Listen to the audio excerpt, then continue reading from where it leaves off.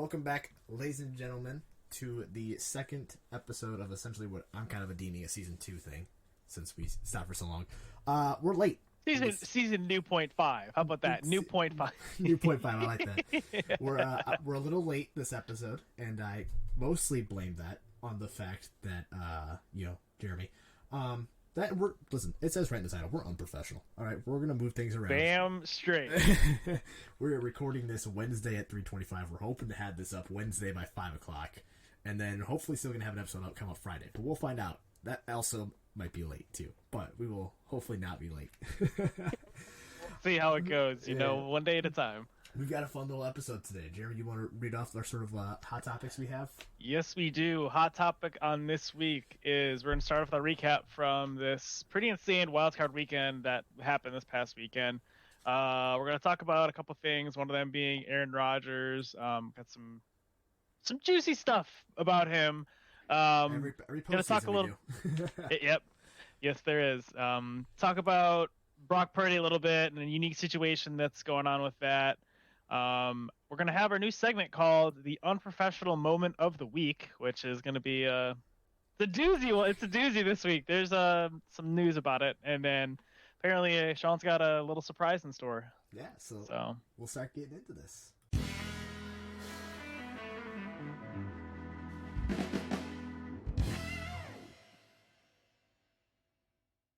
Over the display. Hang on. Oh, we're having issues. There we go. Hello, ladies and gentlemen. Headphones falling off. Like we said. Background. Like we said in the intro.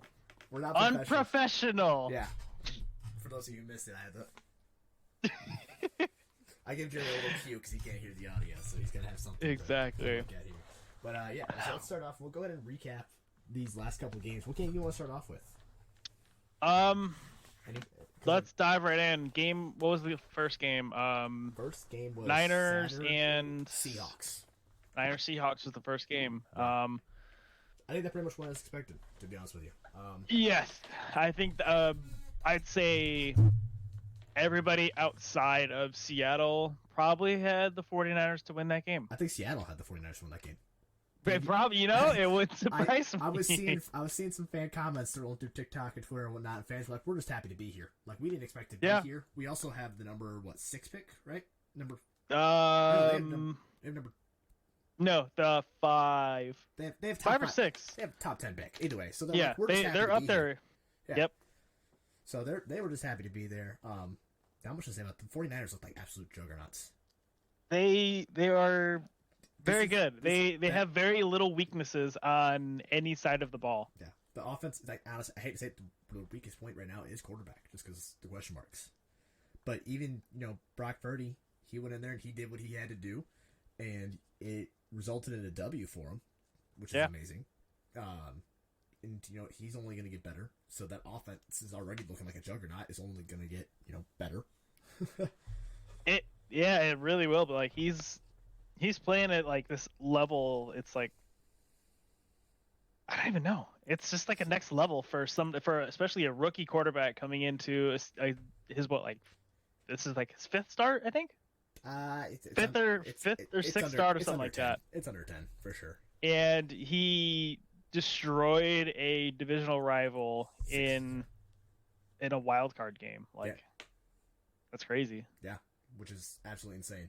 I don't want to spend too much time on that one because that one was pretty much. Yeah, there's not much to talk about. I mean, one of the only things I guess you can mention with even the 49ers, they are this juggernaut and stuff.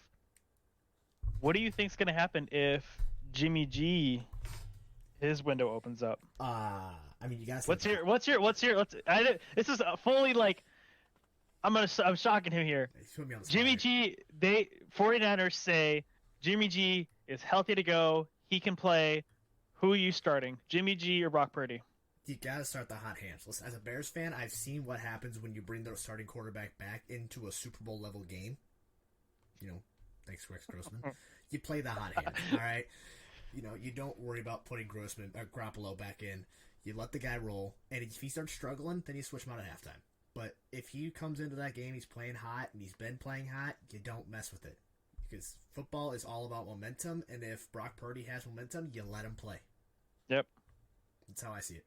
They should go look at that Bears Super Bowl run and realize that when Grossman went back into that Super Bowl, it was not pretty. So you let the hot hand. No, it was not. All right. I mean, like you said, there's not a lot to talk about with that game. Just absolute domination. So we'll go on to domination. Yeah. Next game was Jags Chargers. Jags. Right? One of the most insane games this weekend. One of the most insane games I've ever seen. Period. You know, when I see a game like that, and the first thing you think of is 28-3. Second thing I think of was the comeback that Minnesota had against the Colts earlier this season. Sorry about that. Not really. But those are the first two things that come to mind. And I think it's the third largest comeback in postseason history or something like that, being down 27-0. Yes, I think it was. It's top 5, I know. I think it's top 3. It's them. I think it's them at 3, Colts and Chiefs at 2, and then I don't remember what's at 1. I don't remember what it is either, but yeah. So absolutely, yeah, it is amazing the comeback. top 3. I was getting ready to turn the game off. I was getting ready to turn the game off. 4 interceptions, 3 of them in the first player to ever throw 3 interceptions in the first quarter. I don't know if you know that or not. Yeah. But he broke that record. And I can't lie, they weren't on him. Like, I think 2 or 3 of them were tipped passes and whatnot, so I can't say that they were all on him. But they were down 27-0, and I was getting ready to turn the game. I was going to turn the game off at half, but Trevor Lawrence went down. They drove, got a touchdown, and I was like, okay, I'm gonna see what happens here. And I hung in, and my goodness, am I glad I did, because that was incredible. Momentum is a real thing in the NFL. I mean, I would say Jacksonville had much more momentum than the Chargers did going into that game. Yeah. Like the Jags knew they were the underdogs. Nobody was going to be like, Jacksonville's going to win this game. They're going to blow out the Chargers. Justin Herbert's this new godlike quarterback. He's the new whatever. Yeah. And Trevor Lawrence, man, beat their asses and went to Waffle House to celebrate. He did go to Waffle House. That is legendary. If you haven't seen the video, unfortunately, I don't think we have the rights to show stuff, so we can't show everything and anything we want to. But Trevor Lawrence was seen walking into Waffle House after the game to celebrate the victory with his wife and whatnot. So, absolutely amazing. That's the most Jacksonville thing you can do.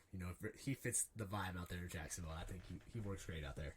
But yeah, largest comeback, and I don't think the Chargers did themselves any favor. First off, Joey Bosa with his 2 unsportsmanlike conducts, if I remember right. He had 2 unsportsmanlike. Yes, he had 2 unsportsmanlike conducts. But that situation is. I don't want to get into that too much because that spoils something I have later. But yeah, that was just a whole big thing, and then they only ran the ball 8 times that second half. You know that? Yeah, they didn't. You have Austin Eckler. Mm-hmm. Run. I think who was it? It was Frank Reich that said this a couple years ago. Run the damn ball. Obviously, the Colts didn't listen to that motto, but they have a really good running back in Austin Eckler, and they just did not do anything the second half. Yeah. So this brings me to a question for you. Yeah. Who do you put that loss on for the Chargers? You put it on Justin Herbert? Because he had 273 yards, which, good yards. He only had 1 touchdown, though. Had a passing rating of 84. Yeah. And obviously you can put it on their head coach as well, Brandon Staley, for, not coaching, not doing this or that, not running the ball more. I think it comes down to who the play caller was. I don't know off the top of my head if it was Staley or if it was the OC who was calling plays, but in the situation where you're up like that and you're coming into half and you start seeing momentum shift, you got to get first downs. You got to get at least in the field goal range. You got to run the clock. You are in control of the time of possession. If you run time of possession for that second half, Jacksonville doesn't even come close to coming back. Yeah, so literally, they scored what? They had a field goal in the second half. I don't care if you run the ball 3 straight downs, or 3 straight downs and don't get the first. If you run that ball 3 straight downs and you run that clock, almost 2 minutes off the clock. Exactly, each time. So even though 20 after halftime it was 20-7, so that's only 3 possessions. But 3 possessions at 2 minutes, that's, I can't do math, 6 minutes that you just ran off the clock on top of what they've already run off the clock. Yep. So they're trying to do these long, methodical drives. You're just trying to run the clock. You got to just run the ball. So I put it on whoever the play calling was. That's a fair enough statement. They tried to do too much, and it bit them in the ass. When you're up like that, do the basic amount, and you'll be fine. Yeah. So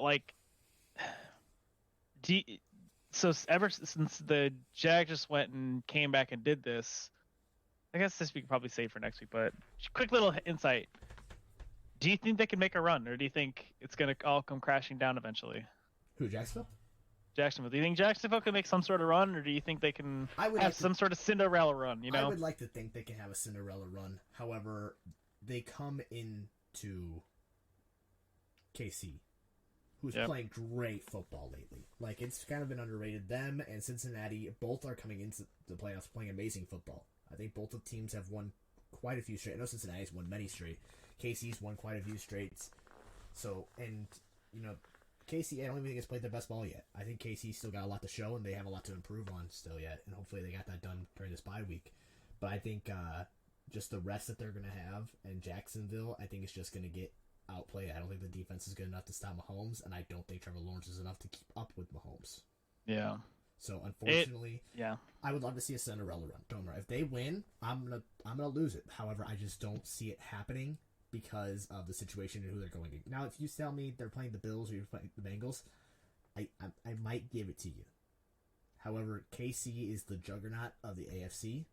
I think there's very little denying that, unless they play Bengals, in which he's 0-3 against them. Mahomes is, but he's their kryptonite. So, all right, yeah, that's how I see it. All right. Unfortunately, enough of futures right now. We're talking about the past. So let's go ahead and move on to the next game: Bills and Dolphins. Another high-scoring game. A lot of these games, they were all I think the over hit on at least 5. Yeah, and I think at least it came close. I think they all actually hit over. If I'm being honest with you. So I think even Cowboys scored enough to hit the over. Yeah, it had to be close, but describe that game in one word for me.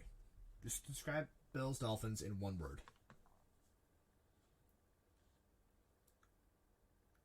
We're in a podcast, so don't not talk for too long. I know. I'm trying to think. Like, it's hard to come up with a word. Bring me through your thought process as you're thinking. I think my one word that I can describe, I wouldn't say choke, but like disappointment. Miami kept up with the Bills with a backup quarterback in the entire game. Like, they had every chance to win that game and shock the Bills, but they couldn't in the end. Like Josh Allen, look at him, fantastic quarterback. Run the ball, he's a freaking tank. Throws for crap ton of yards, but he has a problem keeping the ball safe. Two interceptions last game. Yeah, and that's what Josh got to clean up. If Josh Allen cannot clean those up, it's gonna be rough. He's not gonna win. He's not gonna go far. He's got Cincinnati coming in, which is gonna be kind of a tougher game. But it definitely was unusual. Is the word I would have used there. I definitely expected the Buffalo Bills to steamroll. And the fact that it kind of came down to a last minute. Well, they came down to a last minute field goal, if I remember right. They did have a field goal at the end there in the missed, right? Yeah. So, I mean, it came down to a field goal, and I get it's playoffs and it's a division rival that you've seen twice already in those division games. I think the game we're going to talk about here soon, since Cincinnati Ravens, Bengals Ravens rather. You always see division rivals when you've seen a team twice already and you've got to play them a third time. It's very competitive no matter what the situation is. And so I think, that has an effect on it as well. But, I think I expected the Bills to come out and steamroll them a little bit more, but it was a close game, and I'm kind of glad it was a close game. Yeah, no, I was too. Like, it made it a good game to watch. Like, what was it? Bills were up, I think, 14-0, and then I think there was a pick six or a fumble recovery, ran back for a touchdown. That kind of sparked some momentum for Miami. Yeah, there was Miami got a pick six. Oh yeah. You said Miami got a pick six. You said fumble. I don't remember if it was a pick six or a fumble recovery. I think it was. I know what you're talking about. I said we'll talk about that soon, but yeah, it was a pick six.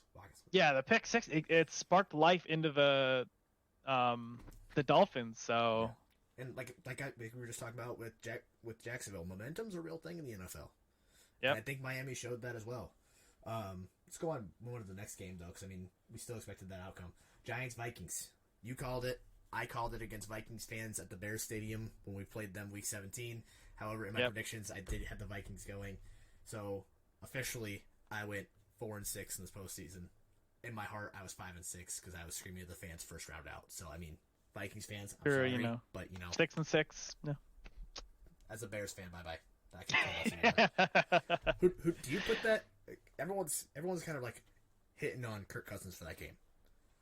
And saying I do not blame that loss on Kirk Cousins. You see, I do though. But listen, here's my argument. 4th and 8, and you throw a 3-yard pass. You need to know. Yes. He screwed them in the situation game. Like, you have to know that situationally, you need a first down there. It's not like the guy had space. The defender was right there on him. That's you the are sort of right. situation Yes. where you need to have better game awareness. And I get, maybe there wasn't anyone open. Scramble, do something, but you cannot check it down 3 yards short or 5 yards short of the line to gain when it's 4th down and you need a touchdown. And on top of that, they had already had help because of a ghost pass interference. No, not PI. It was roughing the passer. Yep, you're right. I do remember that. So I get what people are saying. Kirk had a great game. Blah blah blah blah. Yeah, I get that. But guess what? I wouldn't put it that Kirk had a great game. Kirk had a game. I think Kirk did. He managed the game decent because he went 31 for 39, 273, and two touchdowns and 0 interceptions.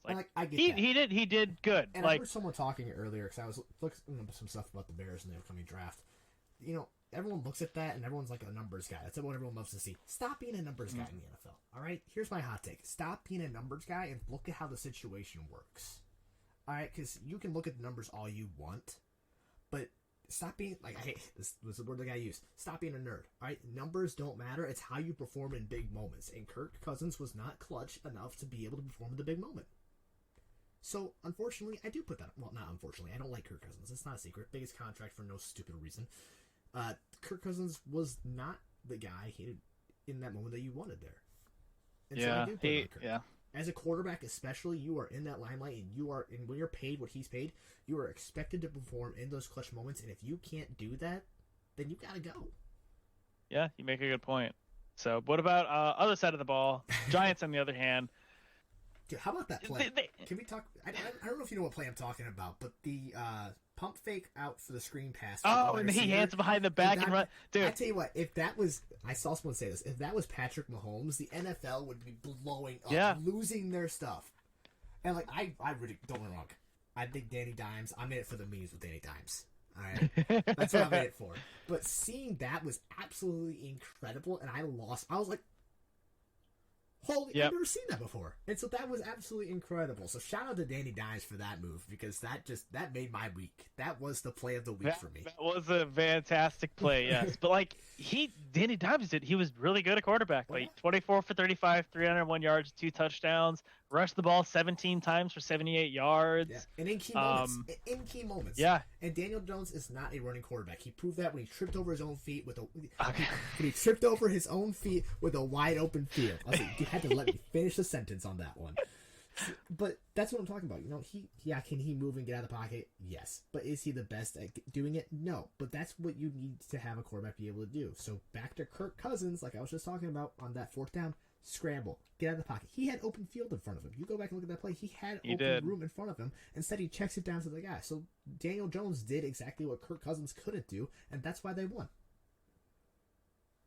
Yeah, that's a fair enough answer there. So, but Saquon, he's still a monster, man.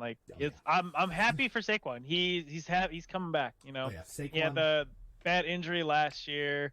Question marks. Got another question for you. I think we're thinking the same question right now, but I'm gonna have you ask. I actually think you're asking a different question than I'm gonna ask you. My question to you: do the Giants re-sign Danny Dimes? I think you have to.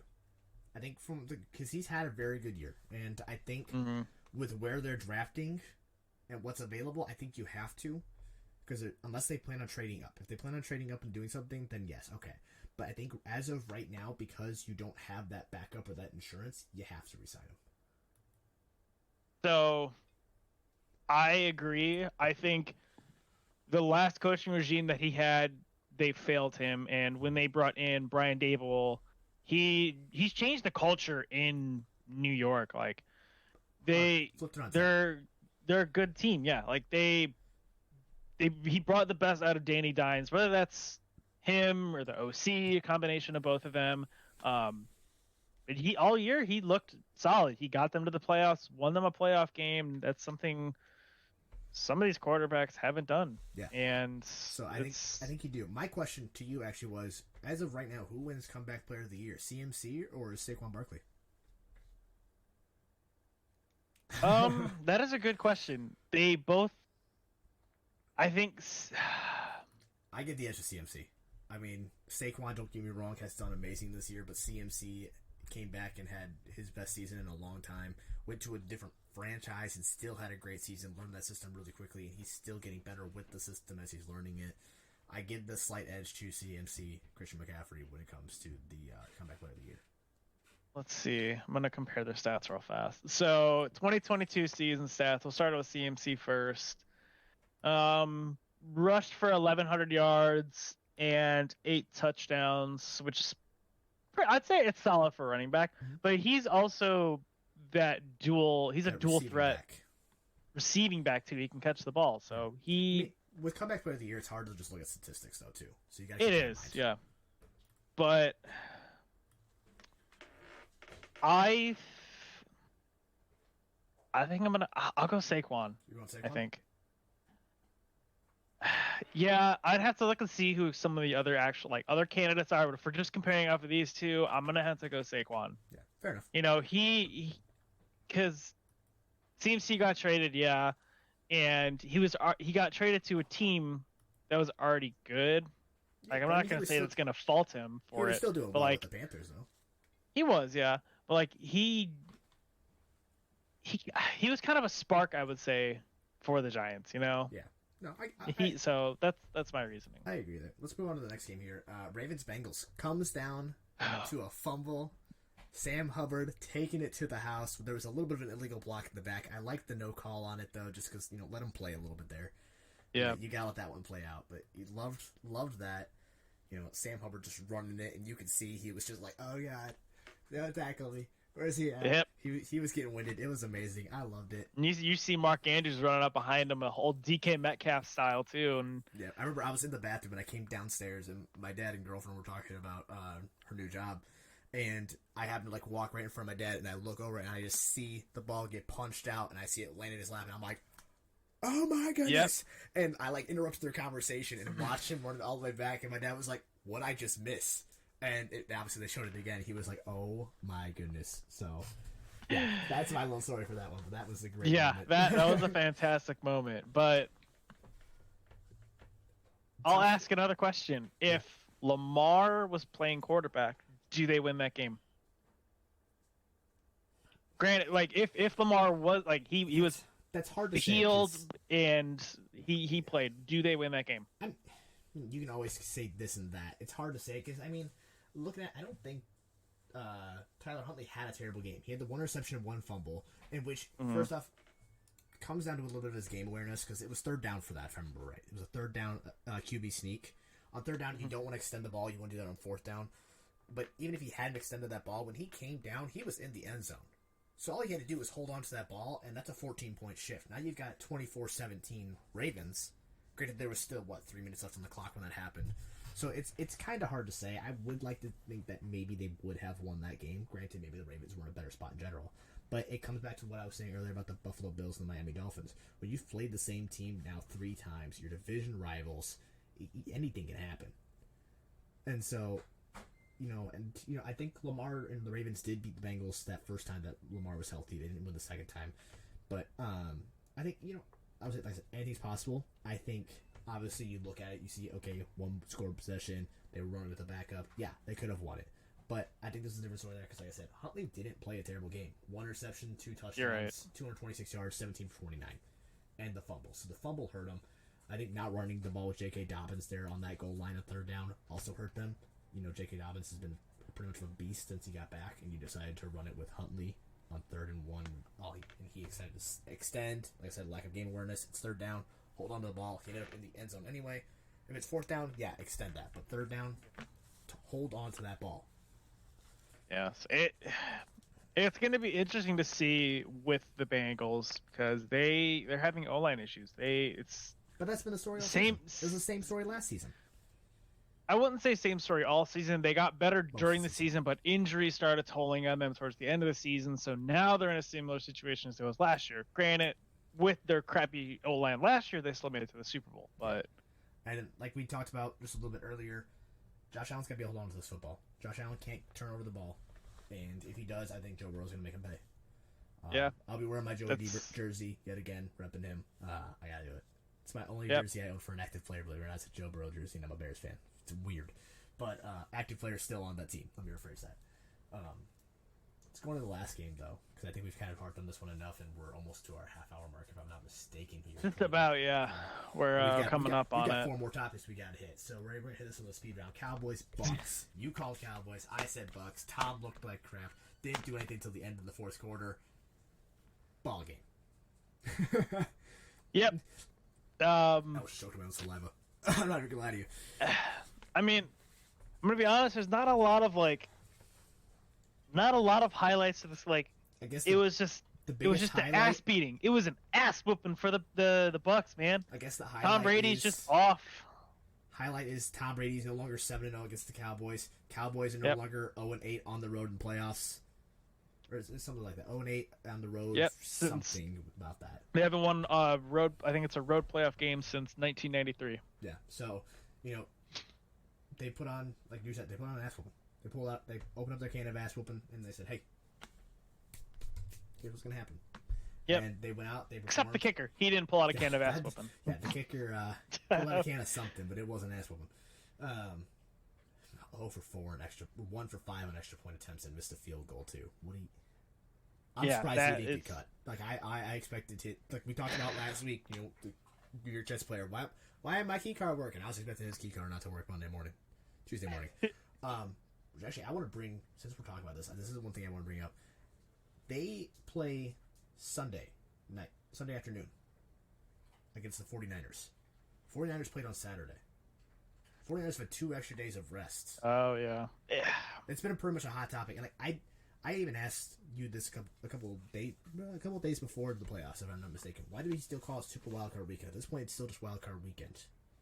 And I don't like the idea of having this game on Monday. This game probably should have had 3-3. I get the NFL wanted to stretch it, but now you're kind of giving a little bit of advantage to the 49ers. 49ers have had 2 extra days rest. Sunday they rested. Monday they looked at tape. Tuesday they prepped for the Cowboys.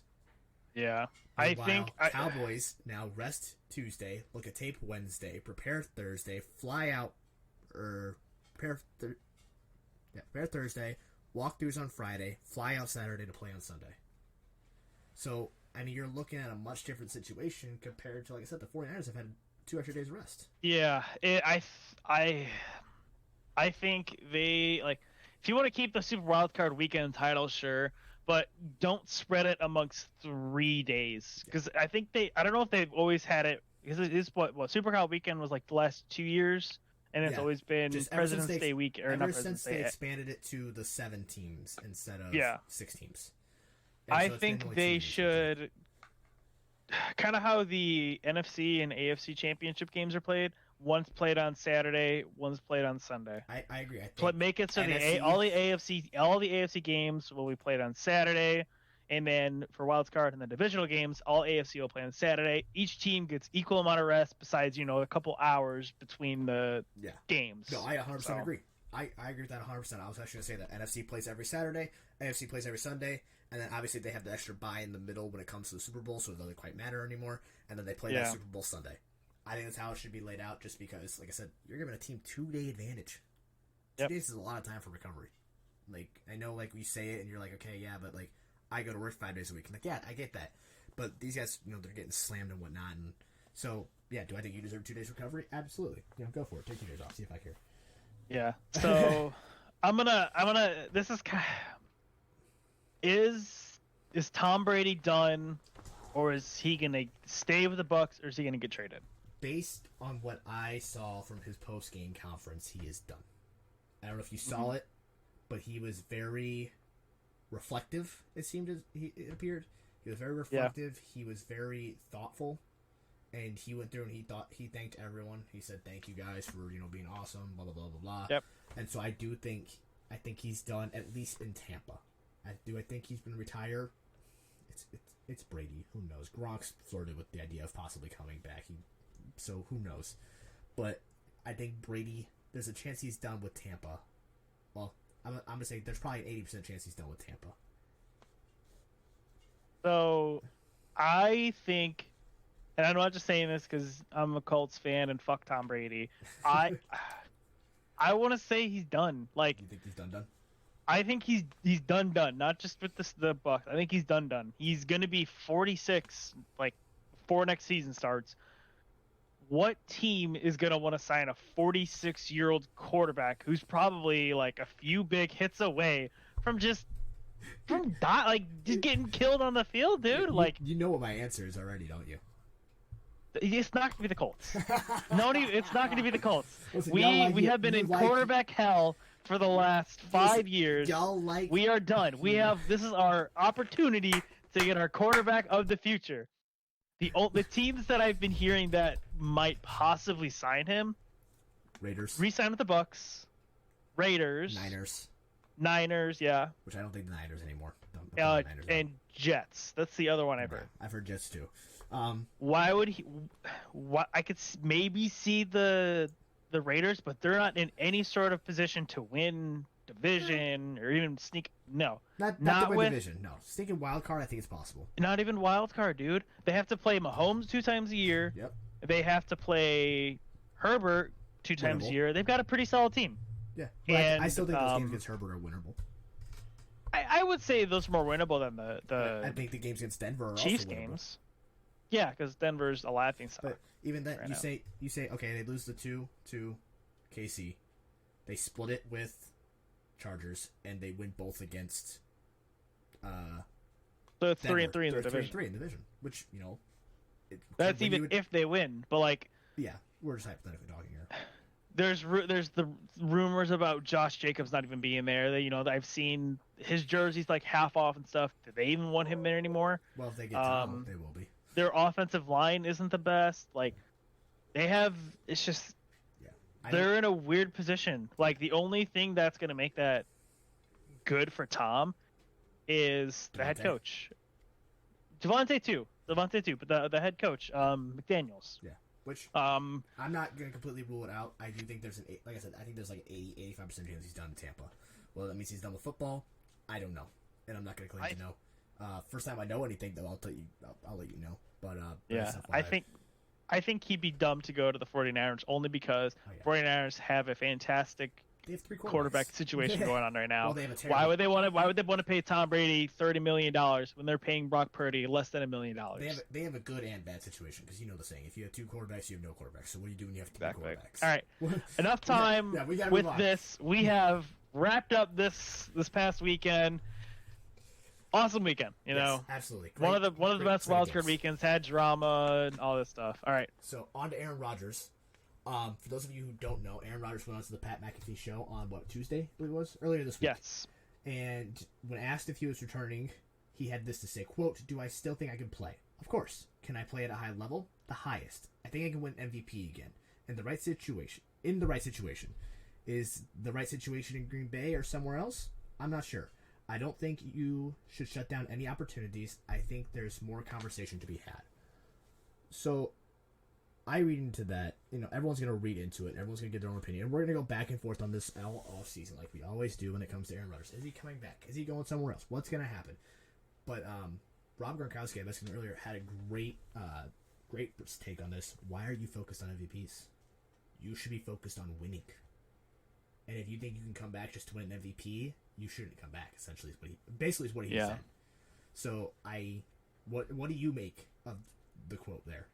I mean, I understand kind of what Rodgers is saying, but I also agree with what Gronk is saying. I fully agree with what he's saying. Why would you come and play? He's what, 38, I think.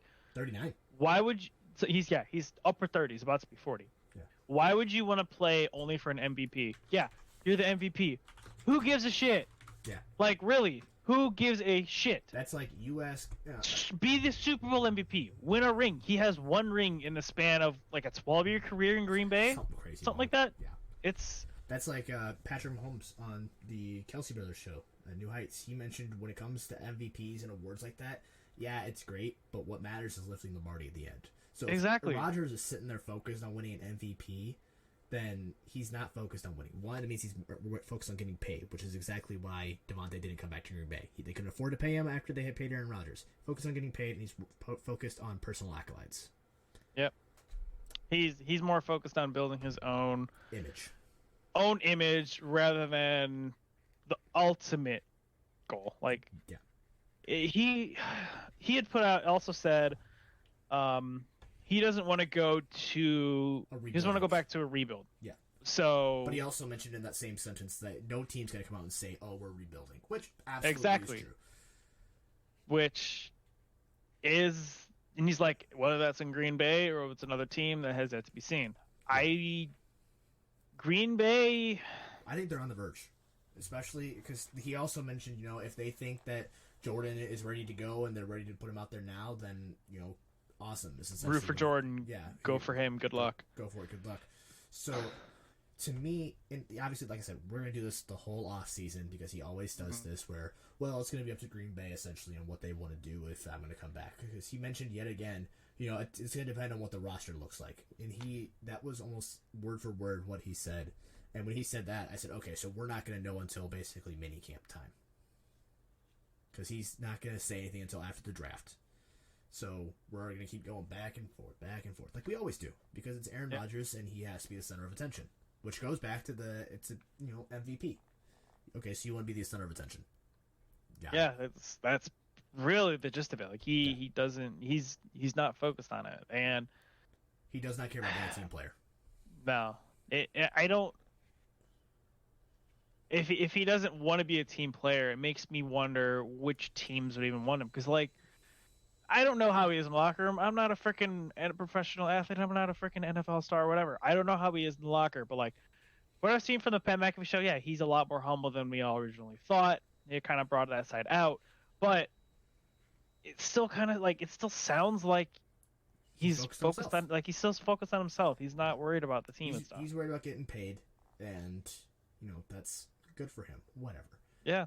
But he's getting paid like $50 million this year. Speaking of getting paid, I know this wasn't one of the topics we talked about, but did you hear what was going on with Cliff Kingsbury? With who? Cliff Kingsbury, former coach of the Cardinals, Arizona Cardinals. Yeah, let me take a one-way trip to Thailand. Yeah, and then teams have been calling him about OC spots, and he has basically said, "I'm not interested right now," because he just re-signed a contract with Arizona before he got fired.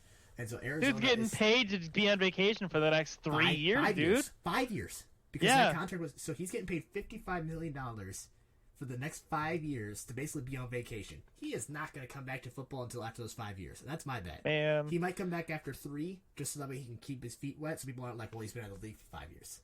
So he might stay out of it for a year What I would do to be a freaking head coach, or just any sort of coach in the NFL, Dan... I get paid a shit ton of money. You're fired. Okay. Yeah. You still owe me my money. Yeah. How do you think Roger Goodell feels? Highest paid head coach for like 11 years or something like that. And then got fired after year 2. I know he did a whole bunch of bad things, so don't get me wrong. That's not what I'm saying. However, he's the same situation. Getting paid to be on vacation. Yep. But all right. Brock Purdy. I don't know if you've been hearing what people are saying about him on TikTok. Not really, but I know you were talking about how people have been saying he is a system quarterback, and that the only reason he's working is because of the system. I can't agree less. He is working because he's a good quarterback who is tooling himself. Listen, like we mentioned, he's only played in 6 games this season. Yeah. I mean, Jimmy G went down week 13. So, right, 13? 4 roughly, yeah. He went down around that time. And he's still making this offense look great. Is he underthrowing passes? Yeah. You see it. He's underthrowing passes, but he's hitting wide open receivers. And people are seeing that like, well, I can make that pass. Well, great, but you don't have the IQ to make that pass. Because I know where you're looking. You're looking down the field down there. He's like, hey, there's my check down guy. Yep. So I'm going to hit my check down, get a couple yards. He's playing smart. I don't think it's a system quarterback thing. I think it's having a high IQ and playing smart. So I can't agree with you there. Like, I don't know. I could see the argument for other people saying, "Oh, he's a system quarterback. He's surrounded by all this and that." But like, But sometimes like you that's said, all you need. Sometimes you need talent to help make you better. I mean, people said the same thing about, Brady being a system quarterback too, though. So true. That is true, but like I believe you even said that.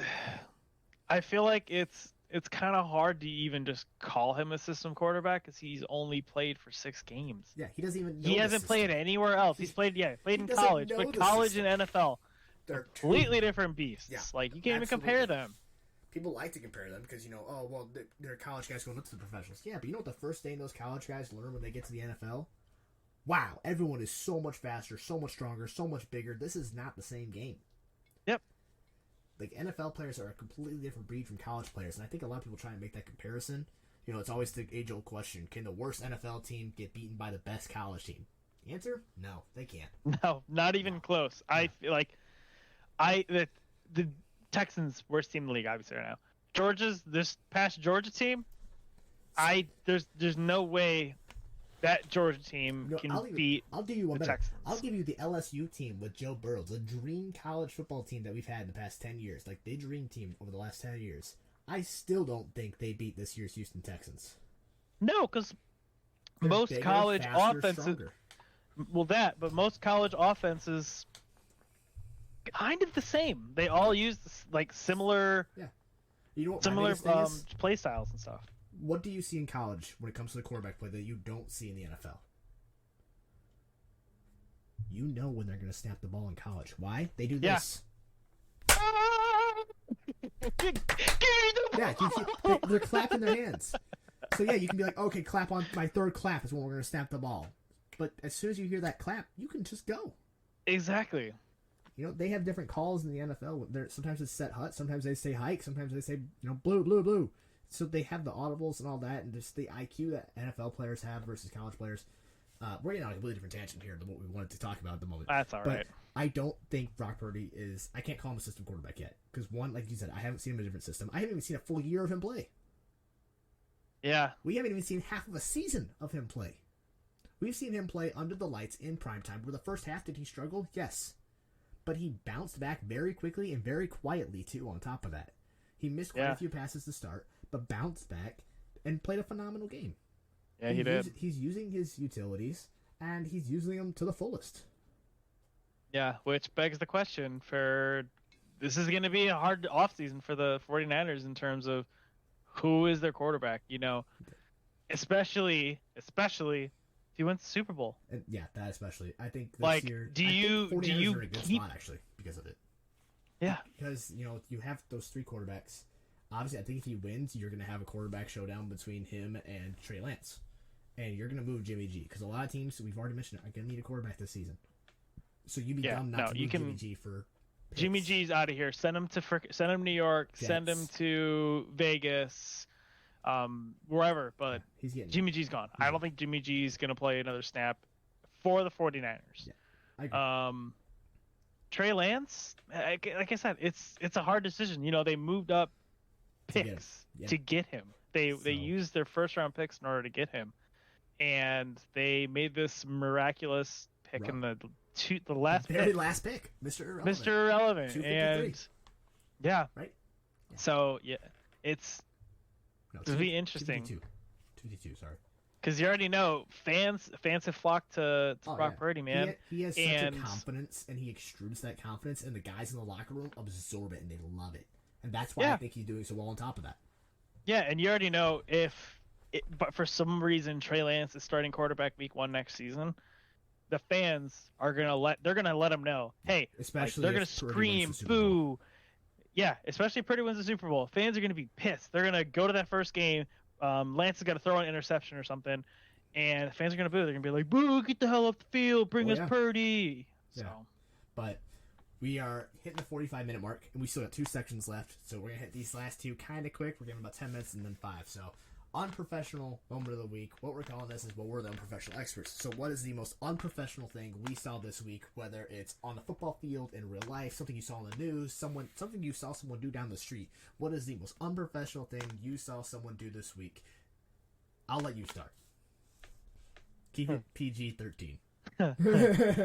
So I'm going to keep this as PG-13 as I possibly can. So yesterday, a certain ex-NFL player named Antonio Brown decided to post something on his Snapchat story for the world to see. But what some people weren't expecting was a extremely graphic image of said person getting schlob on his knob, as they say. That's not how I would have said that. Yeah. I would have said receiving pleasure from a woman. Schlob on his knob. Yeah. I can't with you. Come on, man. Like, come on. Like, seriously. On your Snapchat story, like, he's done shit like this multiple times, man. Like, was it like a couple months ago? He went to the public Dubai, pool at the hotel. Yeah, he was in, like, I think Dubai or somewhere overseas, and he was swimming naked. Yeah, with families like, around in a hotel pool. Yeah, with families and kids and shit around, dude. Yeah, like, you can't do that. You can't do that. It's hard to, like. We need a little. It's hard to picture we need a somebody graphic just to right in his freaking forehead. Yeah, but like, it's hard to think of somebody that's fallen off the wagon more than Antonio Brown. Well, I mean, there's a couple we can name. We're not gonna get into that right now. Maybe but like another segment. It's nonstop with him, man. It is nonstop. What's gonna happen next month? I'm sure. I can almost guarantee you something's gonna happen with Antonio Brown. He likes being in the news. He likes it. Yeah. My unprofessional moment, I kind of alluded to it earlier, is the ref that chased after Joey Bosa after Joey Bosa was upset about a no call. Which, mind you, I don't disagree with the no call. I get he wanted a holding. I don't think he was held that bad. But the ref that chased after him, so basically rile him up to get him into throwing his helmet on the ground, causing an unsportsmanlike conduct. So, while I think Joey Bosa needs to keep his head, and he said some things after the game, I don't know if you saw that or not, about the refs, where basically, I'll keep it short, he was basically said, you know, as a player, I'm going to get a $40,000 fine now for spiking my helmet and saying something to the ref. Meanwhile, the refs are all sitting in the locker room saying, F that guy, I really got that a-hole, and this and that. He wasn't censoring. He was straight up explicit with it all, so, like, good for him, whatnot. But I think the ref that chased after him, you can't chase after him like that, man. You really can't. You can't do that. And I don't know if you knew this. This is the same person. Do you remember? I don't know if you remember the Colts and Chiefs game during the season. He called I think it was either a roughing the passer it was a roughing the passer call on Matt Ryan. Like, the Chiefs called it on the Chiefs defender for hitting Matt Ryan, which ended up making the Colts win that game. That same ref was also one of the refs in the Damar Hamlin situation. Okay. Yeah. Yeah, I don't know, but which. Yeah, I mean, so okay, I for that I kind of give professional moment. Yeah, he helped with the Damar Hamlin situation and whatnot, but the unprofessional moment. Yeah, you can't chase after a player and kind of rile him up like that to try and draw that PI or not PI. That, unsportsmanlike conduct, which was the second of the game, if I remember right. This is the thing that the league's been dealing with a lot this year is refs. Like, none of the refs, inconsistencies, because none of these refs are all full-time refs. They have jobs outside of being a referee. Like, why do they have to have, like, NFL's rich as hell. They're paying players and coaches and staff millions and millions of dollars. Why can't you pay refs to just be refs their entire, like, that is the only thing. During the off season, go do teachings like once a week or something like that, man. Beat me to my topics. Who was it that said that? It was Pat McAfee, wasn't it? It was on the Pat McAfee show. I know you got that. It might have been, because I got it from somewhere too. But no, they should absolutely send the refs to go and do, like, team building stuff to learn about each other and whatnot, so that way they can be on the same page and not have, like, three different people calling, oh, that was a catch, that wasn't a catch, that was a fumble, that wasn't a fumble, that, you know, his arm was going forward, his arm wasn't. Get on the same page. Make sure these refs know the rule book inside and out. I mean, I got another thing for you. Yeah. So there was a tweet over the weekend about, I think it was about the Bills and Ravens game with the football. They said that the football came like 0.6 feet away from crossing the goal line or whatever because of a chip inside of the football. Oh. Now this apparently this has been a thing for, like, players and stuff to track the speed and stuff like that. But this brings up the question, why not use the chip instead of, like, the chains and stuff. You know that. You know, I hear what you're saying, but that brings me. or back even to for something. touchdowns and stuff like that. Like how soccer has the AAR. You know, they've got the whole thing where it's like, oh, here's the Defense. offside thing, and Yeah, here's the person's butt that crossed it. I get that. We're gonna keep this one kind of quick because this surprise I have for you, I want to give you a little bit of time with it. I get that, but at the same time, you know, a lot of time these rules are supposed to be made on the play, on the field, from what the refs saw. And so it brings me back. I brought up very briefly last week, just in a text to you, that I think they should have clocks now for reviewing plays because it shouldn't take them an entire commercial break to review a play. Because at that point, if you don't have clear and convincing evidence, you don't have the evidence to overturn the play. So at that point, you're searching for it just to try to find it. So that brings me back to the same thing there. You're searching for it just to try and find it. So I get you want to give that team, but you know what? Clear and convincing is what it's always kind of been. But that's going to wrap up the Unprofessional Moment of the Week. And to finish out this week, Jeremy has a surprise. I'm going to put him on the spot. I'm going to ask you for your Mount Rushmore of something. All right? So basically, I'm going to put you on the topic. I'm going to say, all right, who is your Mount Rushmore of blah, blah, blah? Mount Rushmore of quarterbacks. And you've got to pick who you believe is the 4 best in that situation. All right? Shoot it. Let's go. I want to hear your 4 best. I had to think of it because I didn't make it this far in my thought process. You got so far. You were so excited. I had the topic. This is how much I'm Damn. keeping you on your toes. Is I don't even know what the topic's going to be right now.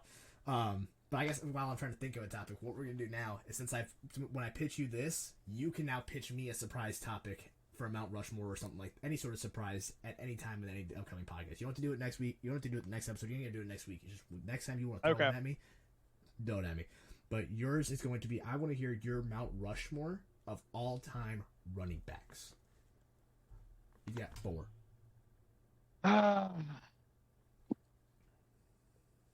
Damn, that's a good question. You got 9 minutes.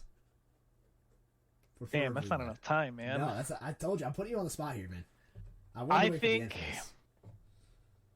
think I could put Walter Payton. Walter Payton. Okay, I respect. I think 100%. Walter Payton.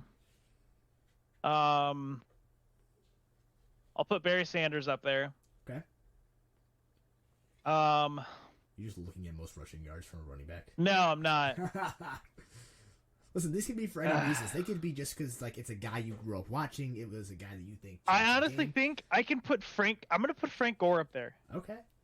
That's kind of I wouldn't say a surprise pick, but like I'm not gonna lie. I probably would have Frank Gore in my top 4 as well, just because like that was the first, like, outside of Matt Forte, he was the first running back that I grew up with. I think because he was just in the league for so long, and the man bounced around to so many teams, but still did incredibly well. So Frank Gore, Barry Sanders, Walter Payton. I'll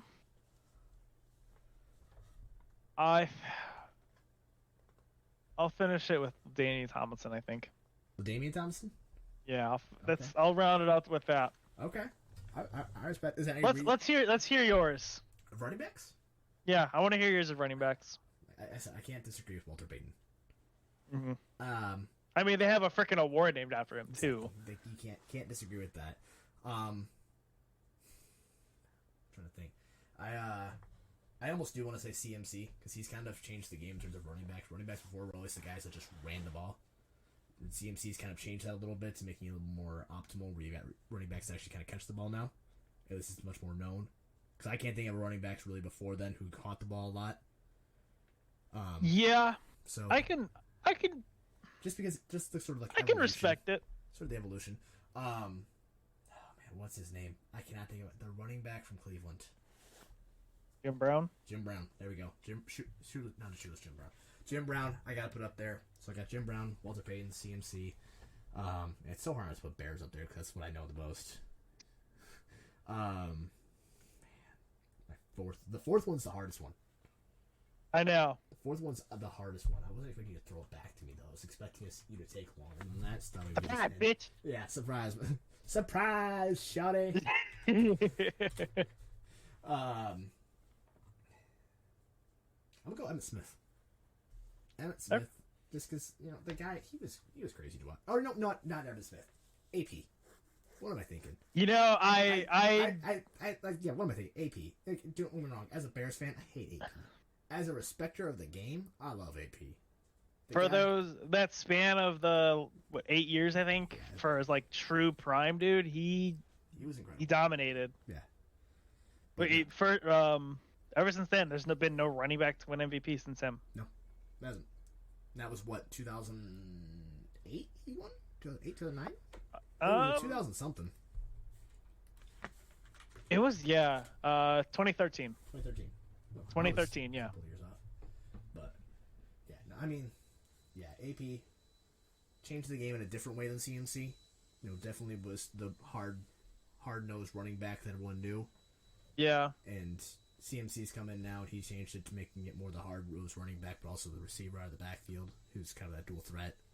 Walter Payton, I think, just because sweetness, and then Jim Brown, just because he was a tough mother runner. I will give if CMC can stay at the level he's at for maybe another year or two, then I'd put him up there. I think he's in a much better situation now. He's bounced back from this injury really well. And he had, 3,000 seasons? Yeah, no, he was a monster. 1,000, first player to ever do that. 3 straight 1,000 receiving yards and 1,000 rushing yards. Like, even that alone, that puts you in... you would put yourself in a record book. So even that alone is hard to argue with. So, yeah, that's my Mount Rushmore. Was that you throwing it back, or am I going to let you have one more? No, just a random question for you. I'll come up with a good Mount Rushmore for you. It's because you have more thought into it than future. I'm going to put future. It was my topic. I didn't put any thought into it. I thought about giving you quarterbacks, but I felt like that'd be too much of an easy one to do on your first one. Yeah. If being quarterback, I feel like you just throw Sheriff. I don't feel like you'd even put Brady up there. I know for a fact you have Sheriff. You'd probably have Luck. Probably Luckman. You know, if he would have stayed healthy, he probably would have been. I'm trying to think of every what ifs, man. God, give me an NFL what ifs. Anyway, yeah. So we're at the 56-minute mark. I think we've ran out of topics. So yeah, we're just gonna wrap up a little bit early. We're hoping to have an episode out for you guys Friday. It might be a little bit late. I have things to do Thursday night, so we'll see if it even gets recorded Thursday or if it's gonna have to wait till Friday. Anyway, we appreciate you guys listening to us ramble for the last almost hour. Hope you guys enjoyed. If you did, like button on YouTube, subscribe on YouTube, follow us on Spotify, iHeartRadio. What else are we on? Is that Twitter? Twitter? We're on Twitter. Follow us on Twitter for updates, even though I didn't post anything about an update, so whoopsie. That's on Jeremy. You? I'm blaming him anyway. But yeah, that's all I got. So thank you guys so much for listening. Share it with your friends. Share it with your enemies. Share it with anyone who listens to sports or doesn't care about sports. I don't care. Share it with whoever you want. But we will see you guys on Friday. Adios. Deuces.